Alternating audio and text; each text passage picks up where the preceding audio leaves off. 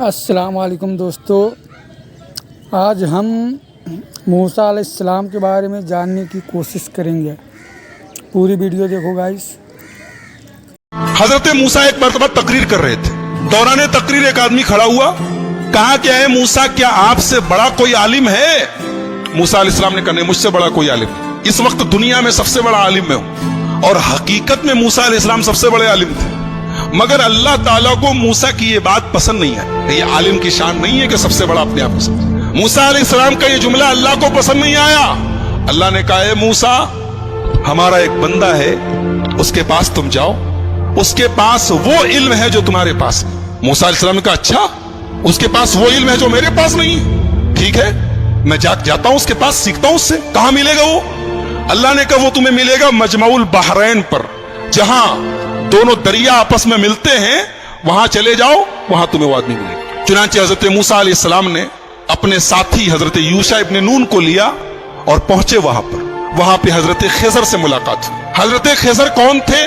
صحیح بات یہ ہے کہ یہ اللہ کے نبی تھے، اور اللہ تعالیٰ نے ان کو ایک مخصوص علم دیا تھا کہ جب کوئی انسیڈنٹ ہوتا تھا، کوئی واقعہ ہوتا تھا، تو اس واقعے کے پیچھے کیا ہونے والا ہے، اس کا انجام کیا ہونے والا ہے، وہ بھی اللہ ان کو بتا دیتا تھا۔ تو جب حضرت موسیٰ پہنچے ان کے پاس، تو بڑے ادب سے کہا کہ حضرت، میں آپ کے پاس آیا ہوں، آپ سے کچھ سیکھنا چاہتا ہوں، کہ آپ مجھے اجازت دیتے ہیں میں آپ کے ساتھ تھوڑا وقت گزار سکتا ہوں؟ حضرت خضر نے کہا کہ دیکھو، میرے ساتھ تم وقت گزار نہیں پاؤ گے، اس لیے کہ میں بہت سا کام ایسا کروں گا جو تمہیں سمجھ میں نہیں آئے گا، اور تمہیں سمجھ میں نہیں آئے گا، تم پوچھو گے، تم برداشت نہیں کرو گے، پوچھو گے، اور میرے ساتھ تم کوئی بات پوچھو گے تو میں تمہیں اپنے ساتھ رکھ نہیں سکتا۔ حضرت موسیٰ نے کہا گھبرائیے نہیں، میں کچھ پوچھوں گا نہیں آپ سے، آپ اپنا کام کیجئے، میں بس دیکھتا رہوں گا چپ چاپ۔ کہا ٹھیک ہے چلو۔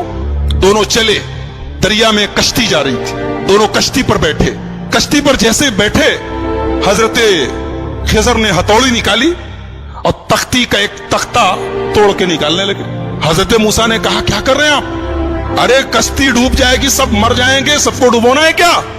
کہا میں بولا تھا کہ تم صبر نہیں کر پاؤ گے، تم برداشت نہیں کر پاؤ گے، بولو گے ضرور۔ کہا کہ اچھا معاف کیجئے، میں بھول گیا تھا، اب کچھ نہیں پوچھوں گا، اب آپ جو کرنا ہو کیجئے، میں کچھ پوچھوں گا نہیں۔ اور آگے بڑھے، کشتی سے اترے، ایک گاؤں میں پہنچے۔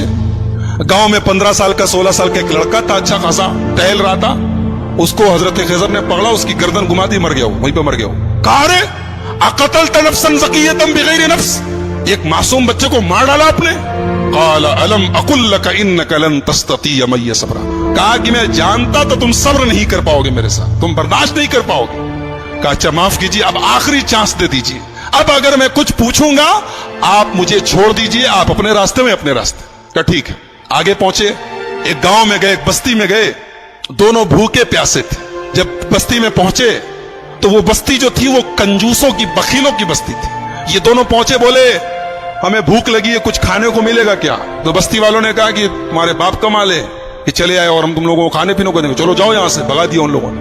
یعنی ایک نمبر کے بخیل اور کنجوس تھے، دونوں کو ایک آدمی کھانا کھلانے کو تیار نہیں۔ دونوں بیچارے بھوکے پیاسے تھکے ہارے گاؤں کے ایک مکان کی دیوار کے پاس بیٹھے تھے۔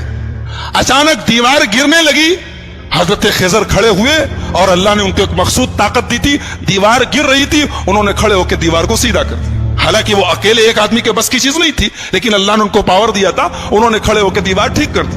موسیٰ علیہ السلام جلالی پیغمبر تھے، پہلے ہی غصے میں تھے، ان لوگوں نے کھانا اور پانی تک نہیں پوچھا تھا، مہمان نوازی نہیں کی تھی۔ کہا کہ آپ بڑے خیر خواہ بنتے ہیں، بڑے دریا دل بنتے ہیں، ان لوگوں نے پانی تک نہیں پوچھا اور آپ چلے، ان کی دیوار گر رہی تھی، آپ کو ٹھیک کرنے کی کیا ضرورت تھی؟ آپ پہلے پیسہ لے لیتے، کچھ معاوضہ طے کر لیتے۔ قال ھذا فراق بینی و بینک، کہا کہ اے موسیٰ، اب یہاں سے آپ اپنے راستے میں اپنے راستے۔ آپ نے کہا تو میں بولوں گا نہیں، اور آپ ہر جگہ بول دیے۔ اب میں بتاتا ہوں کہ وہ تینوں کام میں نے کیوں کیا تھا۔ ہم لوگ جس کشتی میں جا رہے تھے، وہ کشتی کچھ غریبوں کی کشتی تھی، کچھ غریب لوگ تھے، وہ بیچارے کشتی پر چلاتے تھے، وہی ان کی انکم کا ذریعہ تھی۔ آگے ایک ظالم بادشاہ تھا، وہ ظالم بادشاہ جب کوئی کشتی دیکھتا تھا، اگر کشتی صحیح سلامت ہوتی تھی تو کشتی کو لوٹ لیتا تھا، اور اگر کشتی دور سے ہی عیبدار نظر آتی تھی تو چھوڑ دیتا تھا۔ میں نے تختہ نکال دیا تاکہ وہ ظالم بادشاہ کشتی کو لوٹے نہ۔ اور جو لڑکا تھا جس کو میں نے گردن پکڑ کے مار دیا تھا، اس لڑکے کے ماں باپ بہت نیک تھے، مومن تھے، ایمان والے تھے، اور وہ لڑکا آگے چل کے अपने बाप का नाफरमान, अपनी मां का नाफरमान और काफिर होने वाला था, तो मैंने अल्लाह के हुक्म से उसको खत्म कर दिया और अल्लाह उस बच्चे के बदले उनको एक नेक बच्चा देगा जो उनकी आगे चल के ईमान वाला बनेगा और उनकी खिदमत करेगा। और जो दीवार मैंने ठीक कर दी थी, वो दरअसल जिस मकान की दीवार थी, वो मकान 2 यतीम बच्चों का था।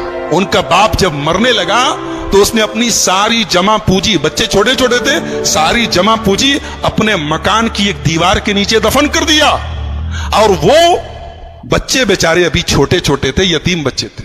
अगर दीवार गिर जाती तो वो बस्ती जो थी, गांव वाले एक नंबर के हरीस और लालची और बखील लोग थे, हमें एक गिलास पानी तक नहीं पूछा, वो दीवार के नीचे का सारा खजाना लूट लेते और वो बेचारे यतीम बच्चों का हक मारा जाता। तो अल्लाह के हुक्म से मैंने दीवार को ठीक कर दिया ताकि जब बच्चे बड़े हो जाएं तो फिर अल्लाह ताला उनके बाप का खजाना उन्हें पहुंचा दे। और अल्लाह ने ऐसा क्यों किया? इसलिए कि उन दोनों बच्चों का जो बाप था वो बहुत नेक था। नेक बाप की औलाद परेशानी में पड़े, ये अल्लाह ताला ने पसंद नहीं किया। अगर बाप नेक है तो औलाद की अल्लाह मदद करता है। एक नुक्ता यह मिला कि अगर आदमी नेक हो तो उसके मरने के बाद भी उसकी औलाद को फायदा पहुंचता है, ये इस आयत से पता चला। बहरहाल ये हजरत खिजर का वाकया था, हजरत मूसा का वाकया। कुरान करीम के 15वें पारे के लास्ट में और 16वें के शुरू में यह वाकया बयान किया गया। मूसा अलैहिस्सलाम की जो कौम थी, अल्लाह ने बहुत इनाम उनके ऊपर किया। इनके ऊपर आसमान से खाना उतरता था, इनको भूख लगती थी, खाना उतरता, मन्नो सलवा। पानी की जरूरत पड़ी, मूसा अलैहिस्सलाम ने लाठी को जमीन पे मारा, जमीन से चश्मा बहने लगा। इनको धूप बहुत तेज लगी, आसमान में बादल का साया आ गया। लेकिन जितनी अल्लाह ने इनको सहूलत दी, आराम दिया, उतनी ही ये कौम नाफरमान हो गई। जब फलस्तीन करीब आ गया तो मूसा अलैहिस्सलाम ने अपने साथियों से कहा, बनी इसराइल से, कि चलो हम फलस्तीन में चलें और वहां पे एक जालिम लोगों की हुकूमत है, अमालेका की हुकूमत है, हम उनसे जिहाद करें, उनसे लड़ें। तो मूसा अलैहिस्सलाम के साथियों ने कहा, अरे वो लोग बहुत पावरफुल लोग हैं, हम लोग उनसे लड़ नहीं सकते, उनसे लड़ने की ताकत हमारे अंदर नहीं है, आप जाइए, आपका रब जाए।